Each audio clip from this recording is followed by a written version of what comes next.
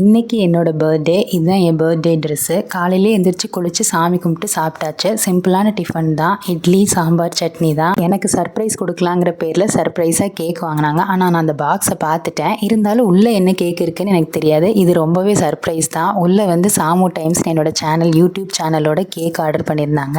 சூப்பராக இருந்துச்சு. நல்ல பெரிய சைஸ் கேக்கு வந்து எல்லாருக்குமே ரொம்ப பிடிக்கும். இருந்தாலும் அதில் வந்து ஃபுட் கலர் ஆட் பண்ணுறதுனால நமக்கு வந்து ரொம்ப யூஸ் பண்ணக்கூடாது, சாப்பிடக்கூடாதுன்னு சொல்கிறாங்க. இருந்தாலும் சர்ப்ரைஸாக எனக்கு அந்த தீம் ரொம்ப பிடிச்சதுனால எனக்கு ரொம்ப பிடிச்சிருச்சு. அப்புறம் எல்லோரும் கேக் வெட்டி கொஞ்சம் கொஞ்சம் சாப்பிட்டுட்டு அதுக்கப்புறம் அந்த அரிசி, பருப்பு, காய்கறிலாம் வாங்கியிருந்தோம். அது அந்த ரோட் சைடில் எங்கள் வீட்டு பக்கத்தில் இருக்காங்க அவங்களுக்குலாம் கொடுத்துட்டு அப்புறம் லஞ்சுக்கு வந்து நாங்கள் எங்கே போகலான்னு பிளான் பண்ணிட்டு சடன் பிளான் தான். ரெஜெண்டாக தான் போயிருந்தோம். மெரினா மாலில் மேலே இருக்குல்ல, அங்கே தான். பஃபட் தான். நிறைய வெரைட்டிஸ் இருந்தது வெஜ் அண்ட் நான்வெஜ்ஜில்.